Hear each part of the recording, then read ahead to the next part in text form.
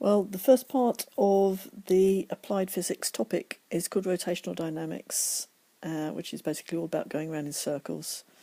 So here you can see a picture of a chaeroplane, which looks like a fairly scary ride. You don't see many of them these days.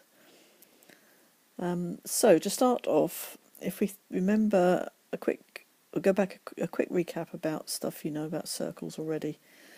So if you take a radius of a circle and you want to measure an angle around the circle, then the relationship between the arc of the circle and the radius is given by theta equals L over R. And you've come across this before, because when L is equal to R, in other words when you've got exactly one radius around the edge of the circle, then theta by definition is 1 radian. So rearranging the formula, we get L equals R theta. So this gives you the relationship between a linear distance, L, and an angular distance, theta. L equals R theta. So if we want to think about speed, and rather than linear speed we want angular speed, then we want to know the change in angle per unit time. So omega is defined as delta theta over delta t, the angle divided by the time. If something's rotating continuously, we can often work out what that is by counting how many rotations it does in a given time.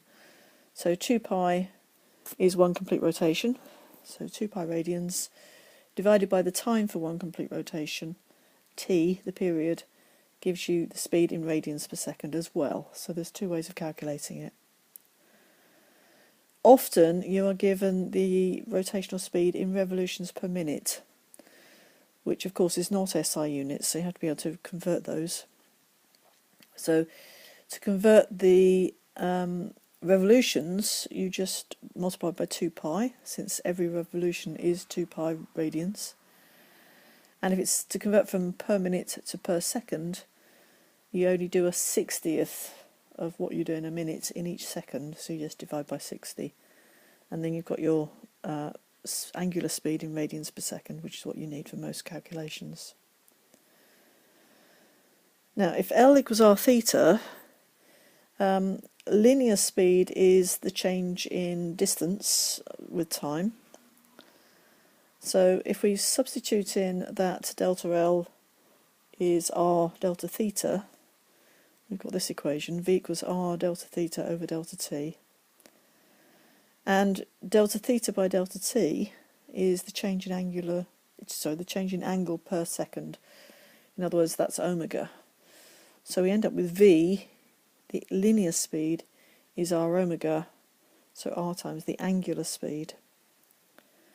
Similarly, if we start with linear acceleration, that's a change in velocity per unit time, delta V over delta t. And instead of the delta V, we can put in R delta omega from the equation above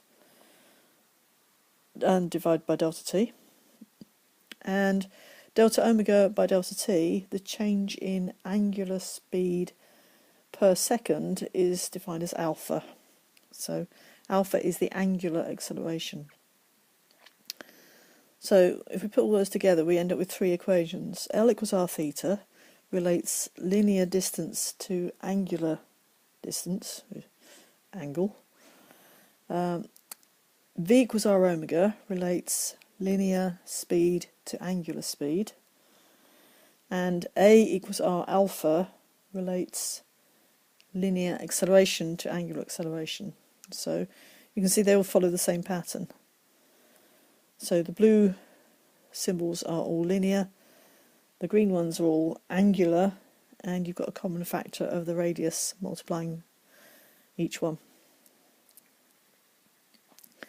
Now, the analogy between linear things and angular things works all the way through. So in the linear system, we've got S for displacement, U and V for initial and final velocity, A for acceleration, and three of the equations of motion. We've got V equals U plus AT, S equals UT plus half AT squared, and V squared equals U squared plus 2AS.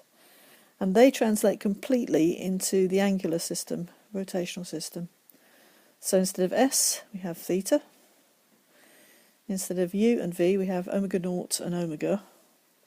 There aren't two separate symbols for omega, initial and final, but we just use naught to represent the initial one. Instead of A, we've got alpha. So we can put those in directly into these three formulae. So we get omega equals omega naught plus alpha t. Theta equals omega naught t plus half alpha t squared. And omega squared equals omega naught squared plus 2 alpha theta. So it's a complete map between the two, easy to convert from one to the other.